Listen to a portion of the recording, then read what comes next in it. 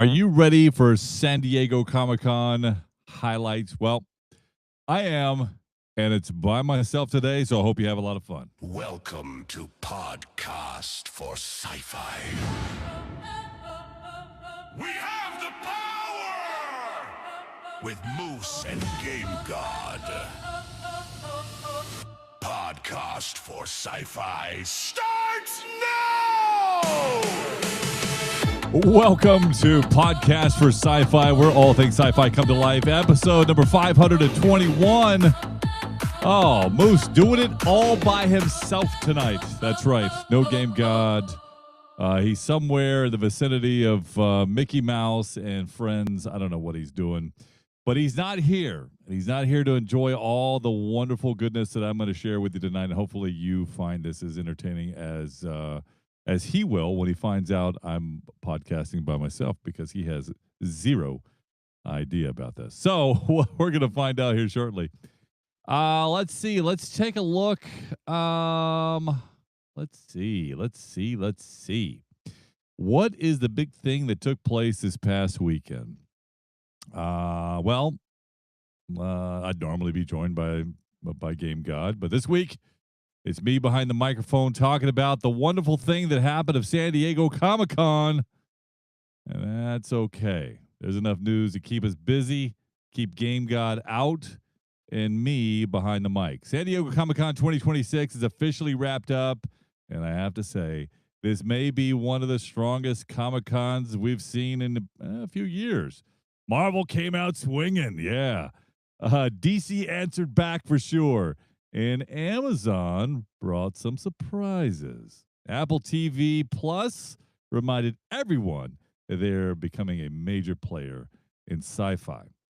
Let's take a look. Let's see. There were announcements, there were trailers, surprise guests, and some reveals that genuinely had Hall H losing its mind. So today we're going to break down some of the biggest announcements, talk about what they actually mean, discuss which ones have me excited and which ones I'm still a little skeptical about. So let's break it down a little bit more. We'll jump in. Let's see. Where do we start? We can start with Marvel. How about that? It won Hall H for sure. Let's be honest. We always expect a lot from Marvel, and Marvel absolutely owned Comic-Con this year, hands down. Whether you're a Marvel fan or not, they controlled the conversation almost the entire weekend. We know Doomsday is right around the corner, but that wasn't just it. It wasn't just Doomsday. But it all started with the announcement nobody saw coming. Ryan Gosling. Yeah, that's right. You know, the one guy that did The Notebook and, is going to be in the Star Wars film. Yeah. He's going to be Ghost Rider. When that logo appeared on the screen, people thought Marvel was introducing another supernatural project. Well, then Ryan Gosling walked out onto the stage. All H exploded. Now, let's think about this for casting, okay?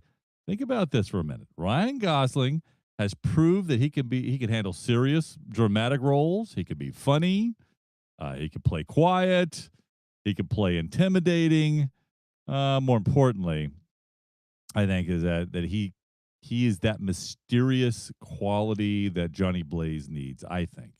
Ghost Rider has always been a difficult character to adapt, I think, to a show, to a movie.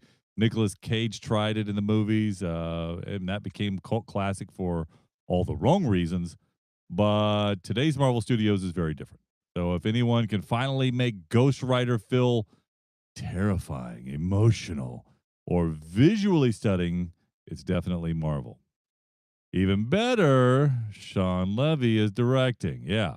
After the success that he had with Deadpool and Wolverine, Marvel clearly trusts him with larger projects. I think that's a given. I'm especially excited because this one opens the supernatural corner of the MCU even further. Now, I'm going to talk about some of that supernatural stuff a little later, and when it comes to horror out there in movies. But let's think about the stuff that we've seen already: Moon Knight, Blade, Werewolf by Night, Doctor Strange, now Ghost Rider. Finally, It feels like Marvel is building multiple genres instead of making every movie feel the same or have that same feeling that we felt in Avengers. Well, speaking of Avengers, how about Avengers Doomsday? Well, I mean, of course, Marvel wasn't finished. They also showed extended footage from the Avengers Doomsday movie. I'm not going to spoil every single shot, but it's incredible. Doctor Doom looks intimidating. The Fantastic Four looks fantastic, no pun intended.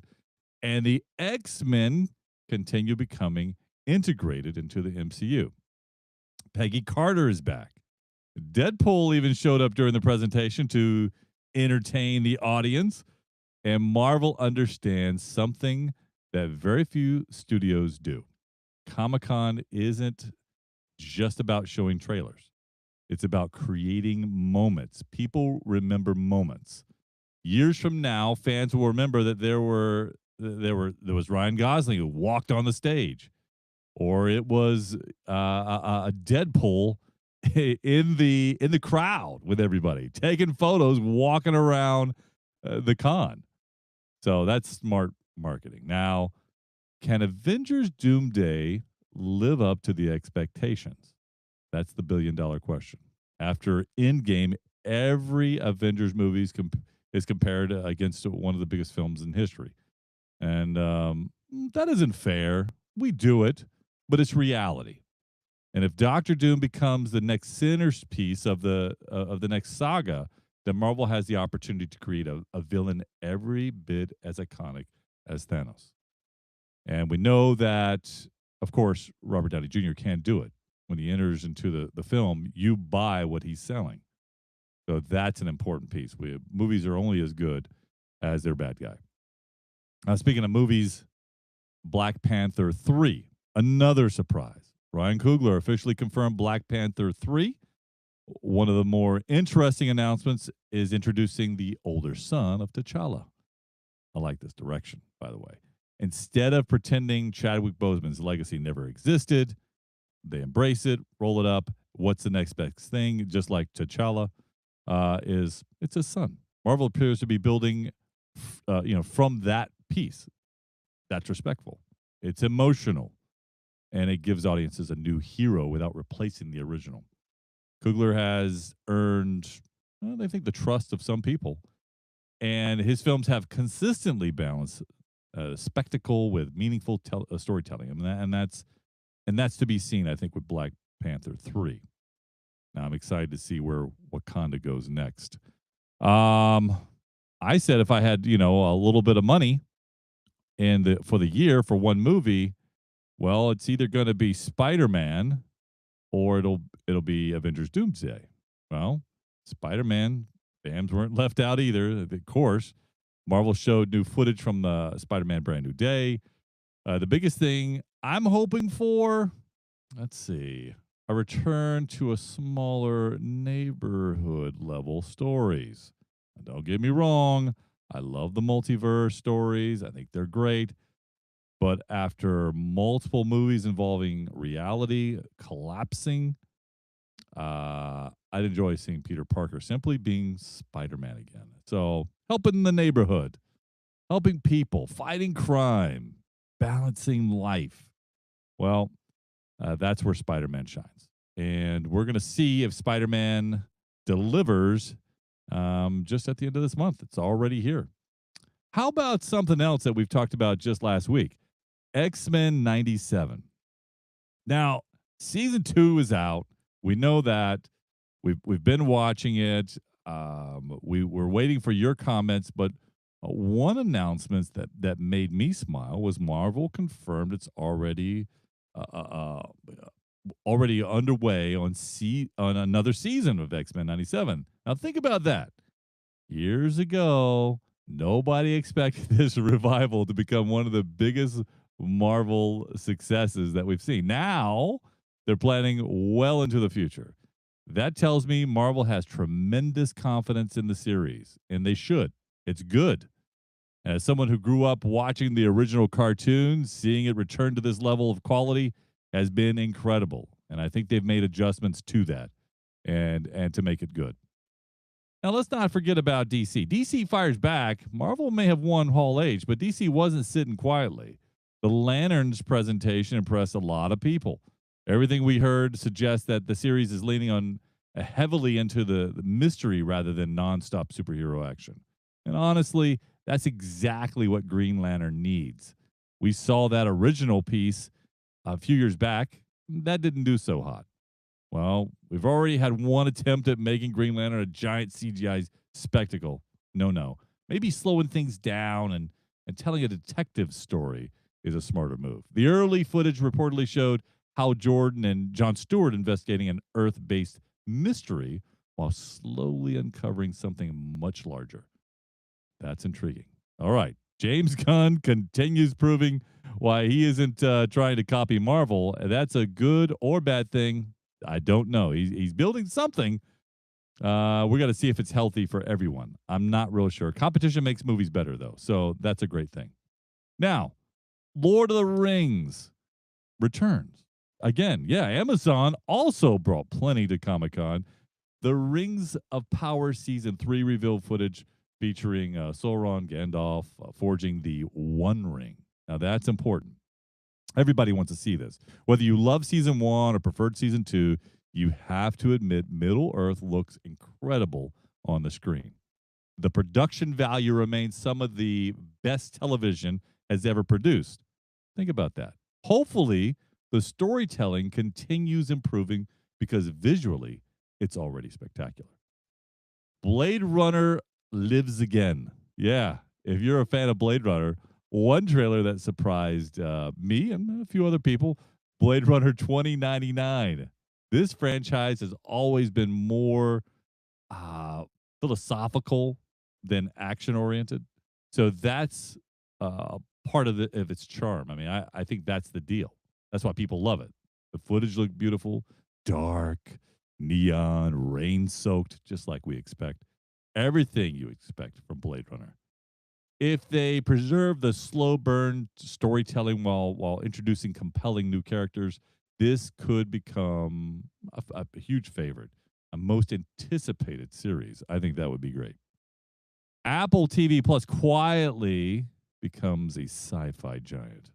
Let's talk about something that doesn't get enough attention. Apple TV Plus. Look at their science fiction lineup. Foundation. You've got Silo. You've got Dark Matter, Severance. That's another one, a huge success. Now Necromancer. That's impressive. They continue investing in intelligent science fiction instead of simply chasing existing franchises. I think that's an important key. Necromancer especially caught my attention. Cyberpunk fans have waited decades to see this adapted properly. Hopefully, Apple gives it the budget and creative freedom it deserves. I think that's what's, we have to see that come. Now, I mentioned earlier, horror. It's had a great year at the movie. Even if horror isn't normally your thing, Comic-Con had something for everyone. So, Mike Flanagan's Carrie. You guys remember this movie, Carrie? It generated tremendous buzz there. Resident Evil returned. Several new horror projects looked surprisingly strong. Horror has become one of the Hollywood's most consistent genres lately. Smaller budgets, creative storytelling, dedicated fan bases. Studies have noticed. So have studios. And they're jumping on the bandwagon. Bandwagon or not, Star Trek turns 60. Yeah, one of the most emotional moments of Comic-Con celebrated Star Trek's 60th anniversary. 60 years. Think about that. Very, very few franchises remain culturally relevant for 6 decades. Star Trek has inspired scientists, astronauts, engineers, I mean, you name it. Filmmakers, obviously, and the generations of fans. Without Star Trek, we wouldn't have half of the things that we actually hold in our hands today. Whether you prefer the original series, The Next Generation, Deep Space Nine, Voyager, I mean, I could go on and on. Strange New Worlds, of course. Or anything in between with Star Trek. This franchise deserves respect. Congratulations to everyone involved. I'm excited to see Star Trek continue every single year. So, all right. The biggest winners of Comic-Con, San Diego Comic-Con 2026. Who won Comic-Con? I think number one is Marvel. No question. Right? I mean, that's the biggest buzz. Ryan Gosling probably number one still because of Ghost Rider. Avengers, Black Panther, of course, Spider-Man, X-Men, of course, X-Men 97 at that. That's difficult to beat. You got to go up against that lineup. That's tough. So who would be number two? Well, let's see. Lanterns appears to be exactly the type of creative risk they needed. I think that that's a special for DC.